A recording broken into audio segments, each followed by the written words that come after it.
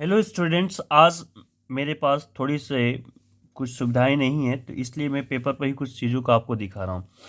First law of thermodynamics, it is very important. इस chapter को, thermodynamics chapter को अगर आपको समझना है तो ये आपको फर्स्ट लॉ ऑफ थर्मोडायनेमिक्स बहुत ही अच्छी तरह से आना चाहिए। ठीक है, तो आइए मैं इसको बिना टाइम ख़राब करते हुए चीज़ों को स्टार्ट कर लेते हैं।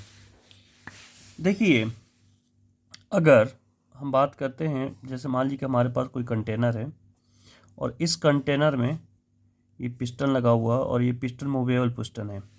इस पे कुछ गैस रखी हुई है, आप देख सकते हैं गैस, इस तरह से मैं इसको दिखा रहा हूँ। ठीक है, अब मैं आपसे एक चीज़ इसमें शेयर करना चाहता हूँ कि अगर मैं, ये जो पिस्टन है, ये पिस्टन था, आपका पिस्टन था, अगर मैं इसमें बाहर से कहीं से हीट दे रहा हूँ, इस कंटेनर में हीट को हम क्यू से रिप्रेजेंट करते हैं, तो क्या होने वाला है, ये हीट को गेन करेगा, हीट को गेन करेगा। जब हीट को गेन करेगा तो इसकी इंटरनल एनर्जी इंक्रीज कर जाएगी, और अगर ये मूवेबल पिस्टन है तो इस पर कुछ फोर्स लगाएगा और ये पिस्टन आपका ऊपर जा सकता है।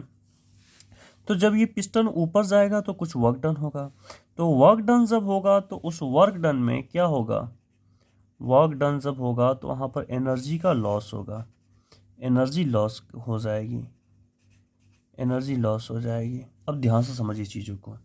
फर्स्ट लॉ ऑफ थर्मोडायनेमिक्स को आपको समझाने की कोशिश कर रहा हूँ। हमने यहाँ पर हीट दिया, इसको, इस कंटेनर में कुछ गैस रखे थे, हमने हीट दे दिया, तो वहाँ पर जो हीट गेन कर रहा है, बेसिकली अगर देखा जाए ध्यान से, तो ये एनर्जी का गेन कर रहा है और कुछ नहीं कर रहा है। और वर्क डन अगर कर रहा है तो यहाँ पर एनर्जी का लॉस हो रहा है। तो नेट एनर्जी हमारे पास कितनी बचेगी, उसको हम डेल यू से रिप्रेजेंट करते हैं, चेंज इन इंटरनल एनर्जी। पहले इसमें कितनी एनर्जी थी, अभी फाइनली कितनी हो जाएगी, तो उसी को हम बोलेंगे चेंज इन इंटरनल एनर्जी। जो हमने इसमें हीट दिया, तो चेंज इन हीट हम बोल सकते हैं, पहले कुछ हीट रहा होगा, अब हमने क्या इसमें चेंज नहीं किया, माइनस हो जाएगा डेल डब्ल्यू वर्क डन। तो ध्यान से देखिए, ये हमने प्लस पहले क्यों लिखा, क्योंकि ये हीट को गेन करेगा, मतलब एनर्जी को पा रहा है, गेन कर रहा है, और ये एनर्जी को लॉस कर रहा है। तो हमारे पास नेट जो बचेगा, कुछ इस तरह की चीज़ें निकल के आएंगी। अब यहाँ पर डेल यू जो आप देख सकते हैं, ये होता क्या है, ये होता है change in internal energy, change in internal energy. ध्यान से देखिएगा, चेंज इन इंटरनल एनर्जी। ठीक है माय डियर स्टूडेंट, यहाँ तक आपको क्लियर हो गया होगा। अब इसी चीज़ को किसी किसी बुक में आप देखेंगे, अब जो डेल क्यू इक्वल, अगर आप देखें तो माइनस डेल डब्ल्यू को इससे ट्रांसपोज कर देंगे, तो ये हो जाएगा del U plus del W, and this is your first law of thermodynamics. इसी चीज़ को हम क्या बोलते हैं, फर्स्ट लॉ ऑफ थर्मोडायनेमिक्स, आपको पता होना चाहिए। First law of thermodynamics, del Q equal del U plus del W, this is your first law of thermodynamics. अब इसको समझाने का अलग अलग कॉन्सेप्ट है कि हमने इस कंटेनर में क्या दिया था, तो हीट दिया था, तो वो internal energy plus work done में कन्वर्ट हो गया। इस तरह से भी टीचर्स इसको एक्सप्लेन करते हैं, जैसे भी आप करना चाहें कर सकते हैं। मेन ये था कि आपको ये चीज़ समझ में आनी चाहिए थी। अब ध्यान से समझिए, अब यहाँ पर कहानी खत्म नहीं हुई, कहानी अभी स्टार्ट हुई है। माय डियर स्टूडेंट्स, देखिए, जब आपको ये लिखा जा रहा है कि डेल क्यू इक्वल क्या लिखा गया, तो यहाँ पर आ गया del U plus del W. Del U तो इंटरनल एनर्जी होती है, और केटीजी अगर आप सही से पढ़े होंगे तो डेल यू की वैल्यू आपको पता होनी चाहिए कि क्या यहाँ पर लिखी जा सकती है, F/2 NRT। क्या हम कुछ ऐसा लिख सकते हैं, अगर डेल यू है तो डेल टी लिख देना चाहिए। अब ध्यान समझिए, बहुत से स्टूडेंट को ये चीज़ भी नहीं आती, जस्ट आपको रिकॉल कर देता हूँ। प्रेशर का फॉर्मूला, किसी आइडल गैस का हम प्रेशर अगर चेक करते थे, तो 1/3 MT, मतलब टोटल मास अपॉन वॉल्यूम, और VRMS का स्क्वायर।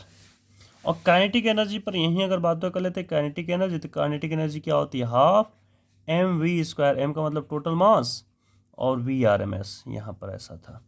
तो यहाँ पर हम MT VRMS की प्लेस पे क्या लिख सकते हैं, चेक कीजिए, तो हम 2 काइनेटिक एनर्जी अपॉन 2/3, क्या हम ऐसा लिख सकते हैं, और V को इस साइड ट्रांसपोज कर लेते हैं, तो ये हो जाएगा PV, 2/3 काइनेटिक एनर्जी। और इसी PV को आइडियल गैस इक्वेशन से अगर चेक किया जाए तो PV इक्वल क्या लिखा जा सकता है, NRT।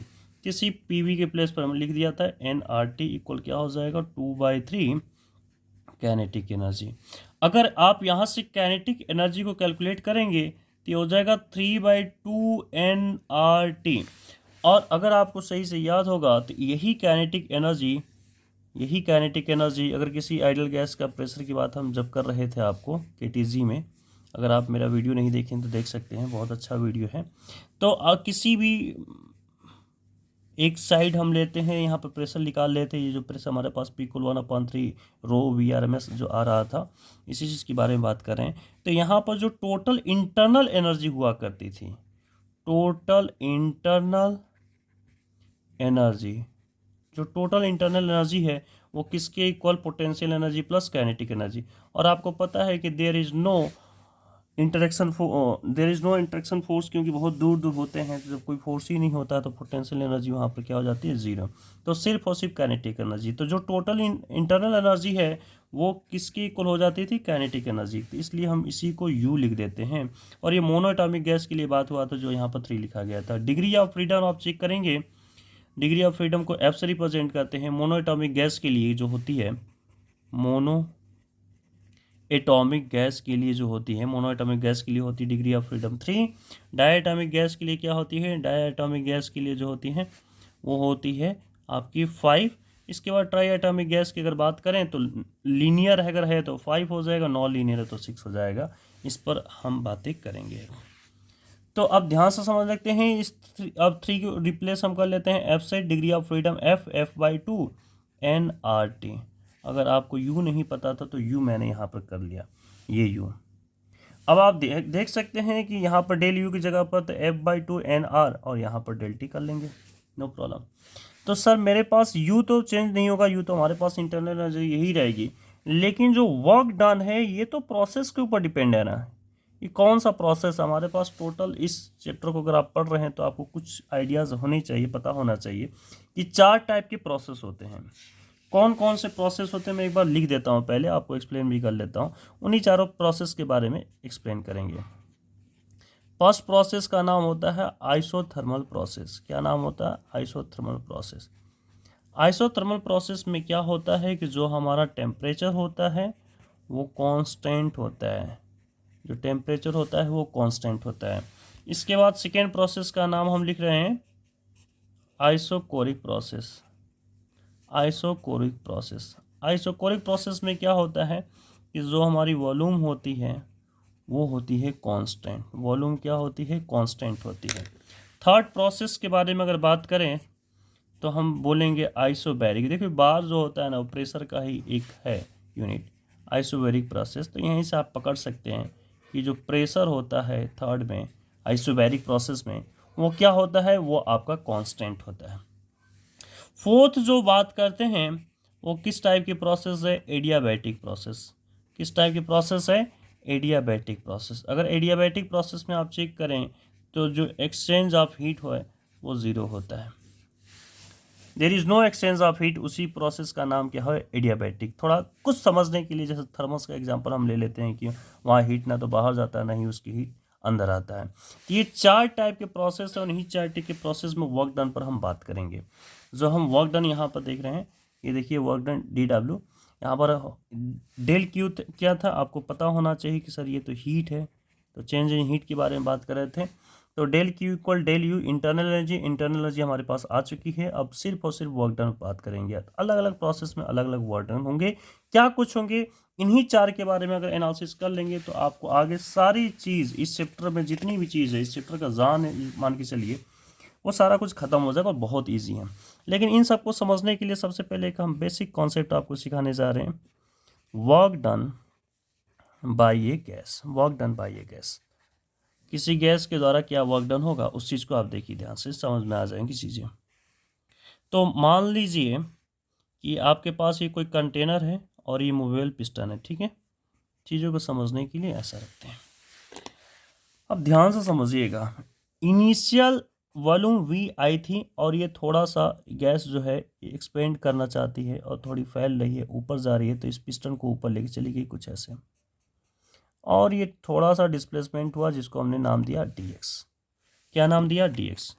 इसका पिस्टन का एरिया हमने नाम दिया ए। अगर आपको एरिया नहीं समझ में आता है तो स्प्रिंग सीरीज आप देखे होंगे, सीरीज में जब ऐसे आप ऊपर नीचे ऐसे कर सकते हैं ना, तो वही होता है पिस्टन, जो आगे पीछे जा सकता है। ठीक या ठीक है, तो ये रहा एरिया। माय डियर स्टूडेंट, किसकी बात कर रहे हैं? Work done. Work done W का जो फॉर्मूला होता है वो क्या पढ़े स्टार्टिंग से? फोर्स इंटू डिस्प्लेसमेंट, ये आप पढ़ चुके हो ना, in the direction of force. चलिए अब ध्यान से समझिए, डिस्प्लेसमेंट छोटा सा हुआ है, एरिया यहाँ पर है, गैस जो है प्रेशर इस पर लगाएगी पिस्टन पर, तो क्या होगा? तो प्रेशर का फॉर्मूला अगर आपको याद होना चाहिए तो F अपॉन ए होता है। तो यहाँ से पी ए इक्वल हम क्या लिख सकते हैं? F इक्वल लिख सकते हैं। तो मैं ये बोलना चाहता हूँ कि पी ए और डिस्प्लेसमेंट क्या है? छोटा सा डिस्प्लेसमेंट dx है, तो वर्क डन भी क्या होगा? स्मॉल वर्क डन होगा dw। ठीक है, आई होप कि यहाँ तक कोई कंफ्यूजन नहीं होना चाहिए।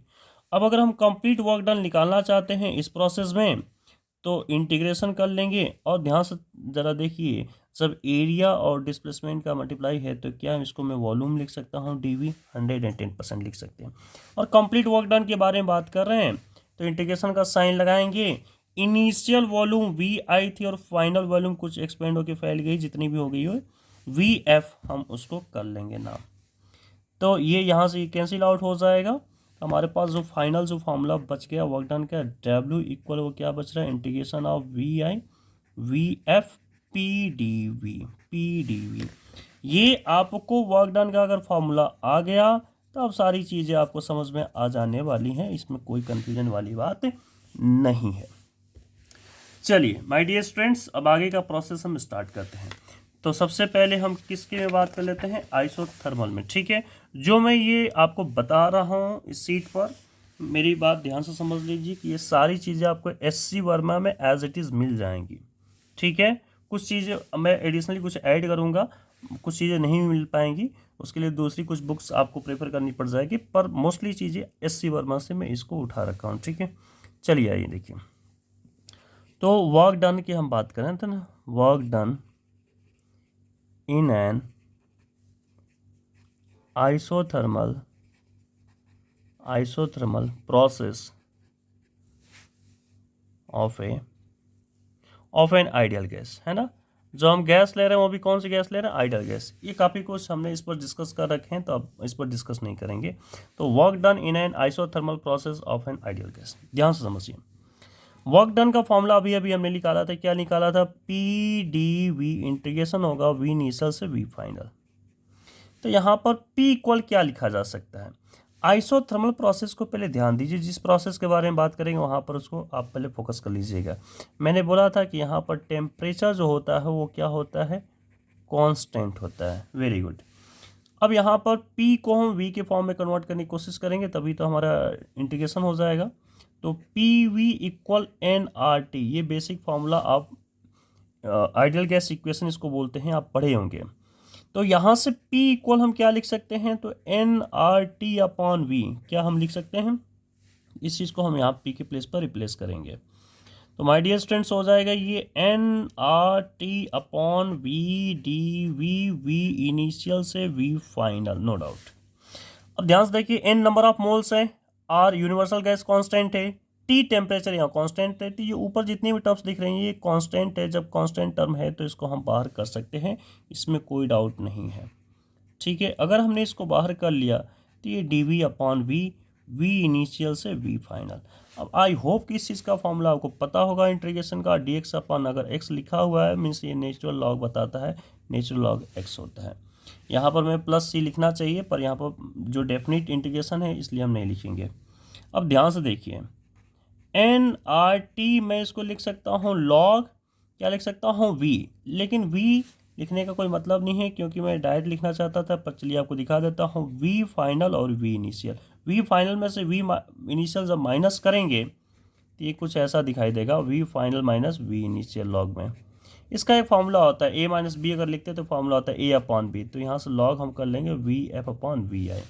तो ठीक वो इसी फार्मूले को यहाँ पुट कर लेते हैं, तो हमारी बन जाएगी nRT log VF upon VI। It is very very easy, और आप इसको देख सकते हैं। ये वर्क डन आपका आ गया, किस प्रोसेस में आया है अगर आप चेक करें, वर्क डन इन ए आइसोथर्मल प्रोसेस।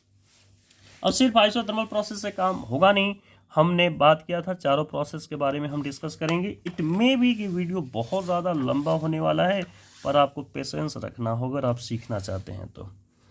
अब ध्यान से देखिए, so work done in an isochoric process. Isochoric process, इस प्रोसेस में तो कुछ होता ही नहीं, बहुत सिंपल सा है। देखिए डब्ल्यू कल क्या हमारे पास फॉर्मूला था, P D V, V initial से वी फाइनल। ध्यान से देखिए, आइसोकोरिक का मतलब होता है क्या है कि वॉल्यूम आपका कांस्टेंट है। वॉल्यूम आपका क्या है, कांस्टेंट है। अगर वॉल्यूम कांस्टेंट है तो जिस चीज़ का आप डेरिवेटिव करने जा रहे हैं वही टर्म अगर कांस्टेंट हो जाए तो फिर इस पूरे का डेरिवेशन क्या होने वाला है, ज़ीरो। तो फिर यहाँ बात ही क्यों करना, ये तो बहुत सिंपल सा कॉन्सेप्ट था। चलिए, आइसोकोरिक आपने देख लिया। अब हम बात करेंगे work done in an isobaric process. देखते जाइए, बहुत जल्दी जल्दी फिनिश होते जाएगा। तो देखिए आइसोबैरिक का मतलब क्या होता है, पहले से मैं आपको फिर से एक्सप्लेन कर लूँ। बैरिक का मतलब जो होता है, हमें प्रेशर जो है ना, प्रेशर जो है वो क्या होता है, कांस्टेंट होता है। ठीक है, ध्यान समझिएगा, बहुत ईजी है। तो वर्क डन का फॉर्मूला हमने क्या देखा था, P D V, V initial से वी फाइनल। अगर प्रेशर कांस्टेंट तो डायरेक्ट अब पी को हम बाहर कर सकते थे, वहाँ पर पी का जो था प्रेशर कांस्टेंट था नहीं, पी वी को एन आर टी हम लिखे थे आइसोथर्मल में, आपको याद होगा तो। ठीक है, तो यहाँ पर पी को हम बाहर कर लेंगे। पी को क्यों बाहर कर रहे हैं, क्योंकि पी अब कांस्टेंट हो चुका है, वी इनिशियल से वी फाइनल, और यहाँ पर डी वी लिख रहे हैं। अब इसका इंटीग्रेशन बहुत इजी है, हम टाइम पास आपका बिल्कुल नहीं करना चाहते हैं तो हम डायरेक्ट लिख देते हैं V final minus V initial. ये हमारे पास वर्क डन आ गया। तो ये तीन वर्क डन जो बहुत इजी हैं, ये बहुत जल्दी हो भी जाते हैं और हर कोई इसको तुरंत करके दिखा देता है। चलिए अब एडियाबैटिक पर बात करेंगे, पर एडियाबैटिक पर बात करने से पहले एक रिलेशन में आपको दिखाना पड़ेगा। ठीक है, उस रिलेशन को हम कुछ इस तरह से बोलते हैं, adiabatic relation between P and B. चलिए एक हेडिंग कर लेते हैं, चलिए ऐसे कुछ हेडिंग कर लेते हैं, adiabatic relation between P and V, है ना, पी एंड वी, इन दो के बीच में रिलेशन आएगा। आइए देखिए कैसे, क्या कुछ बातें होने वाली हैं। पहले फॉर्मूले पे थोड़ा सा फिर से फोकस कर लेते हैं। डेल क्यू का फॉर्मूला हमारे पास था क्या, del W plus del V, यही था। My dear students, adiabatic process अगर हो रहा है तो एडियाबैटिक प्रोसेस में there is no exchange of heat, means जो डेल क्यू है वो हो जाएगा ज़ीरो। अगर ये ज़ीरो हो जाएगा तो यहाँ पर डेल डब्ल्यू आपके पास क्या बनने वाला है, डेल यू। और अगर आपको सही से याद होगा तो इधर देखिए P V equal N R T जो आप लिख रहे हैं, अगर मैं आपको कुछ दिखाना चाहता हूँ, प्रेशर को आप क्या लिख सकते हैं, एफ अपॉन ए, और ये ऑलरेडी वॉल्यूम है। यहाँ से कट के कुछ चीज़ें हमारे पास डिस्प्लेसमेंट बचेगी, तो ये दोनों है जो है वर्क की तरह काम करता है। इसलिए मैं आपसे ये शेयर कर देना चाहता हूँ कि डेल डब्ल्यू को हम क्या लिखने वाले हैं, तो क्या पी डी वी लिख सकते हैं क्या, या डेल वी, जैसा भी कंडीशन होगा उस अकॉर्डिंग हम कर लेंगे। तो पी डी वी लिख सकते हैं क्या। अच्छा, यहाँ पर अगर आप देखा जाए, डेल यू को देखा जाए, इंटरनल एनर्जी हम पिछले वाले आपको अभी अभी सीट में दिखा रहा था, F by two N R. अब टी तो हम नहीं लिखेंगे, अब यहाँ पर बेसिकली क्या लिखेंगे, डी टी लिखेंगे। ठीक है, हम यहाँ पे क्या लिखेंगे, कुछ देखिए मिस्टेक हो गया है। अगर मैं यू को इधर लेके गया हूँ तो एक माइनस का साइन होना चाहिए, यू या डब्ल्यू किसी को लेके जाएंगे तो एक माइनस का साइन होना चाहिए था, है ना, सॉरी, ये गलती हो जाती है, इट्स ओके। तो देखिए यहाँ तक आई होप कि कोई डाउट नहीं होना चाहिए। P D V equal minus F by two N R D T. My dear students, अब थोड़ा सा ध्यान करें, क्या P V equal N R T हम जानते हैं। ये जो रिलेशन ये बार बार यूज हो रही है, इस रिलेशन का नाम है आइडियल गैस इक्वेशन। इसको क्या बोलते हैं, ideal gas equation, ideal gas equation. अब माय डियर स्टूडेंट ध्यान से समझिएगा चीज़ों को, अगर मैं डेरिवेटिव करूं तो ये हो जाएगा P D V plus V D P equal N R D T. ये डेरिवेशन आपको आता होगा, फर्स्ट सेकेंड का derivation plus second plus first का डेरिवेशन, ये सब बहुत बेसिक चीज़ है। चलिए आइए माय डियर स्टूडेंट, अगर आपको इसी चीज़ को देखो ध्यान से तो एन आर टी यहाँ पर आपको दिख रहा होगा, N R T. N R T जो आपको दिख रहा है, अगर इसकी प्लेस पर 2 को इधर कर लें और एफ को इधर कर लें तो क्या कुछ लिखा जा सकता है? तो आप लिख सकते हैं 2 PdV अपॉन एफ, ठीक है, और माइनस का साइन यहाँ पर यूज़ कर सकते हैं आप, और यहाँ पर PdV प्लस VdP ऐसा कर सकते हैं। इस टर्म को अगर इस साइड ट्रांसपोज करें तो PdV प्लस हो जाएगा 2 PdV अपॉन एफ इक्वल, इस वाले टर्म को थोड़ा सा हम ट्रांसपोज करके इधर करना चाहते हैं तो माइनस VdP। आई होप कि इतना आपको क्लियर होगा। माय डियर स्टूडेंट्स, अगर आप सही से देखें तो PdV दोनों में कॉमन दिख रहा है तो मैं दोनों कॉमन ले लूँगा। PdV अगर मैं कॉमन ले लेता हूँ तो 1+2 अपॉन एफ, 1+2 अपॉन एफ, और इधर जो है माइनस VdP। आई होप कि यहाँ तक कोई कन्फ्यूजन नहीं होना चाहिए।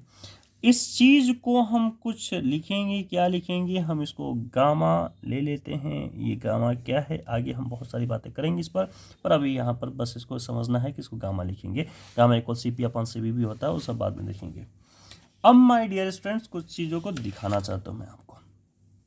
PdV और ये गामा हो गया ना आपका, तो हम लिखेंगे गामा PdV इक्वल, देखिए इधर क्या बचा था, माइनस VdP। क्या कोई कन्फ्यूजन तो नहीं होगा ना? यहाँ तक चीज़ आपको क्लियर है? Very good. अच्छा ठीक है, गामा DV अपॉन V को मैं इधर ट्रांसपोज कर लूँ और यहाँ पर माइनस DP अपॉन P लिख सकते हैं। आई होप यहाँ तक कोई कन्फ्यूजन नहीं होना चाहिए। अगर मैं दोनों साइड इंटीग्रेशन कर लूँ तो क्या कुछ होने वाला है, यहाँ पर लॉग हो जाएगा, और लॉग होगा क्या, यहाँ पर V इनिशियल से V फाइनल कर लेंगे, यहाँ पर P इनिशियल से P फाइनल कर लेंगे, तो क्या कुछ होने वाला है, तो VF अपॉन VI होने वाला है। डायरेक्ट में लिख देता हूँ, और ये गामा आपका बचा इक्वल -1, आप ऐसा समझिए लॉग, यहाँ पर डायरेक्ट हम लिख देते हैं PF अपॉन PI। गामा ऊपर चला जाएगा, ये फॉर्मूला होता है, आपको नहीं पता तो आप प्लीज़ लॉग का फॉर्मूला थोड़ा सा देख लीजिएगा, ये ऊपर चला जाएगा तो ln ये हो जाएगा VF अपॉन VI, और ये गामा की पावर हो जाएगी, और ये -1 जब ऊपर जाएगा तो ये उल्टा इसको हम इन्वर्स कर लेंगे तो ये PI अपॉन PF हो जाएगी। आई होप कितनी चीज़ आपको क्लियर होगी। लॉग से लॉग को हम कैंसिल आउट की तरह समझ लें तो VF upon VI basically compare किया जाता है gamma equal PI upon PF। अब यहाँ से देखिए थोड़ा सा हम अगर ट्रांसपोज करें तो कुछ चीज़ें निकल के आने वाली हैं। पीछे वाली सीट हटा देते हैं, कन्फ्यूजन हो जाएगा आपको इस पर। ये हो जाएगा PF VF की power gamma equal PI VI की पावर गामा। ये दोनों टर्म अगर आपको इस तरह से दिख रहे हैं इनिशियल, ये PF VF power gamma PI VI की पावर गामा, तो इसी को हम कांस्टेंट बोलते हैं, मींस PV की पावर गामा को हम एक कांस्टेंट बोलते हैं। इसी कांस्टेंट को हम K से रिप्रेजेंट करेंगे, और इस तरह से हमारा P और V के बीच में रिलेशन आ गया।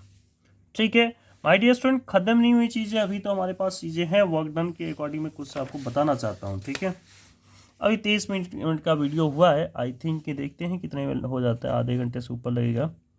चलिए, वर्क डन इन एन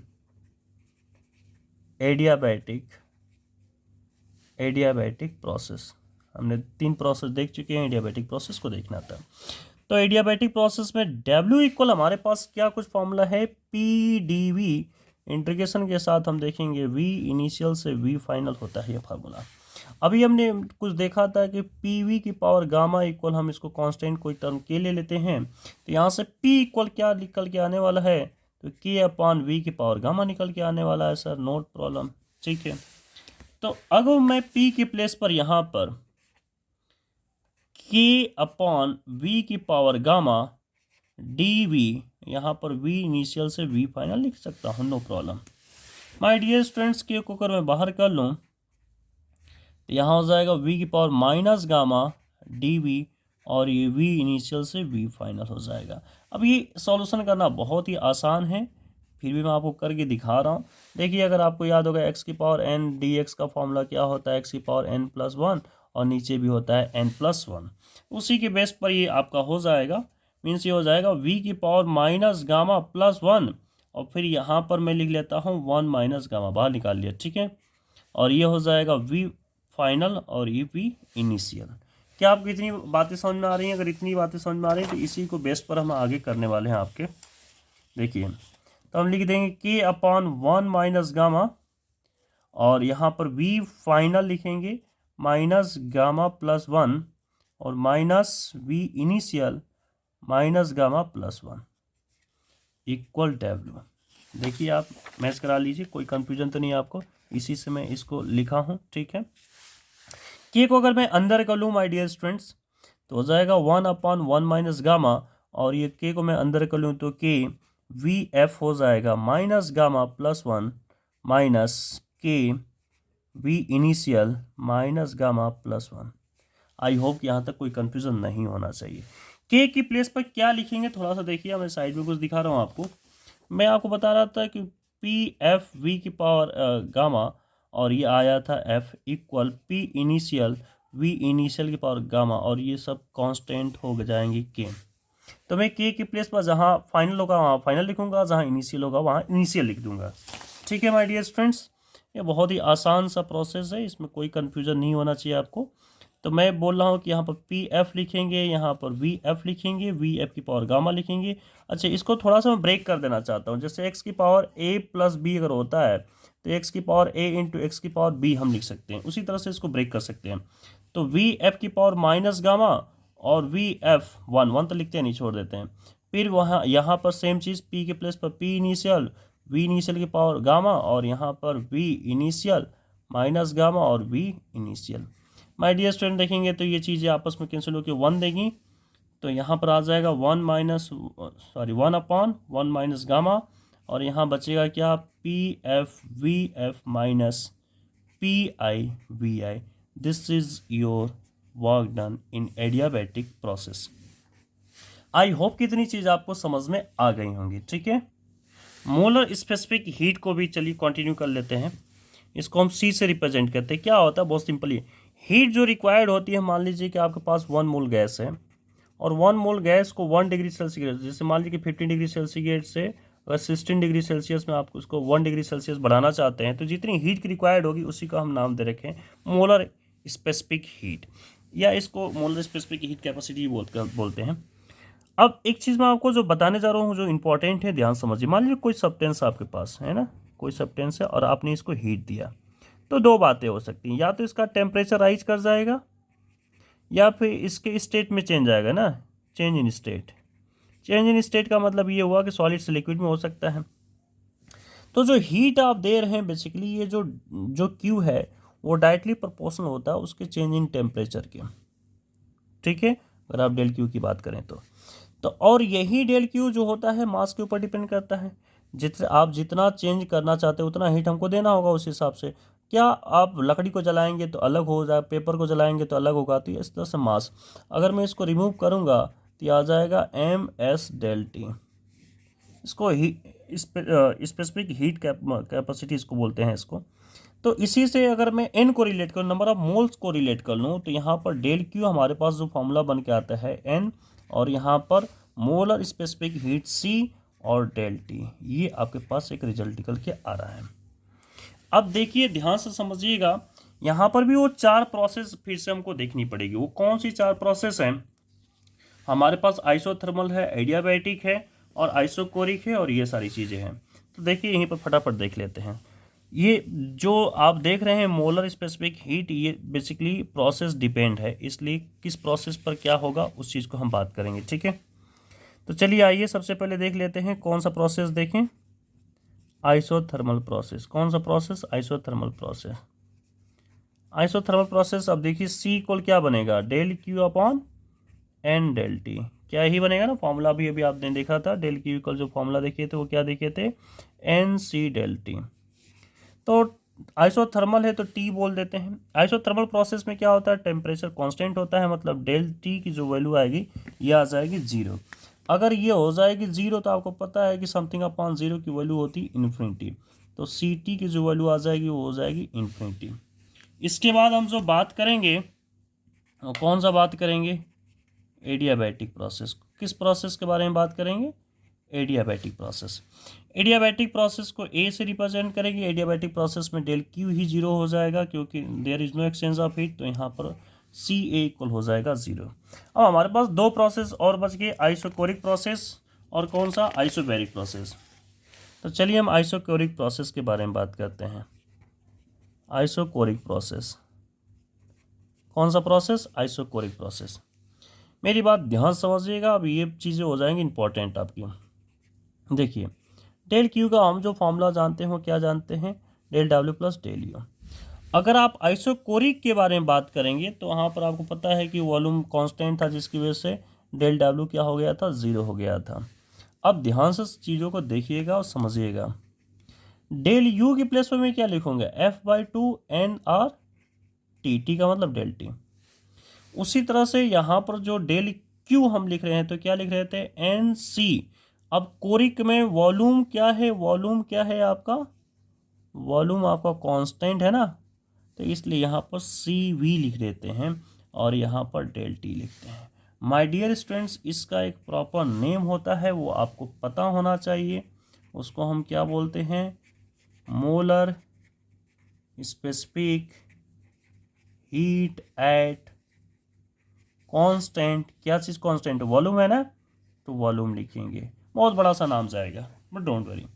अब यहाँ से अगर आप किसी चीज़ को देखें तो कुछ कैंसिल आउट होने वाली, एन से एन कैंसिल हो जाएगा, डेल टी से डेल टी कैंसिल हो जाएगा, तो सी वी हमारे पास क्या निकल के आ गया, सी वी हमारे पास आ गया F/2 R, F/2 R. My dear students, अब हम नेक्स्ट प्रोसेस के बारे में बात करेंगे। कौन सा प्रोसेस है, isobaric process, isobaric process, isobaric process. Okay, तो आइसोबैरिक प्रोसेस को क्या फॉर्मूला, डेल क्यू इक्वल, हमारे पास ये फॉर्मूला आपको याद आ रहा होगा, हमने फर्स्ट लॉ ऑफ थर्मोडायनेमिक्स, ठीक है। एक ही वीडियो में देखिए सारी चीज़ें कंप्लीट लगभग लगभग नजर आ रही होंगी। आइसोबैरिक प्रोसेस में जो डेल डब्ल्यू होता है वो कितना होता है, जो वर्क डन होता है आपको याद होना चाहिए, P V F minus V I. और ये तो आप अभी आप लिख रहे हैं internet F/2 N R del T. अगर आप सही से देखें तो ये डेल वी है, तो पी वी इक्वल क्या होता है, एन आर टी। तो क्या मैं यहाँ पर पी वी की प्लेस पर एन आर डेल टी लिख सकता हूँ, 110% लिख सकता हूँ, कोई डाउट नहीं है, होना चाहिए आपको भी। और डेल क्यू की प्लेस पे क्या लिखेंगे, एन सी पी लिखना होगा, वहाँ पर आपने लिखा था सी वी और यहाँ पर लिखेंगे सी पी, तो C P equal del T. अगर आप सही से देखें तो कुछ आपको नज़र आएगा, एन से सभी एन कैंसिल आउट हो जाएंगे, डेल टी से डेल टी सभी कैंसिल आउट हो जाएंगे, तो सी पी हमारे पास क्या आ गया, सी पी इक्वल आ गया, चलिए F/2 को पहले लिख लेते हैं, F/2 R plus R. Very good, कुछ देखेंगे तो आपको बहुत अच्छी चीज़ नज़र आने वाली है। F/2 आर को क्या हम लोग सी वी लिख सकते हैं, सी वी लिख सकते हैं, 100% लिख सकते हैं, तो सी पी इक्वल आ जाएगा सी वी प्लस आर। अगर आप इसी को और सही से देखें तो C P minus C V equal R, और इस चीज़ को हम एक और भी प्यारे से नाम से जानते हैं, उस नाम क्या क्या है, मेयर्स फार्मूला। क्या बोलते हैं उसको, मेयर्स फार्मूला। तो ठीक है, यहीं तक को वीडियो को रहने देते हैं। अगर आपको अच्छा लगा हो तो प्लीज़ लाइक एंड सब्सक्राइब कीजिए। Thank you all.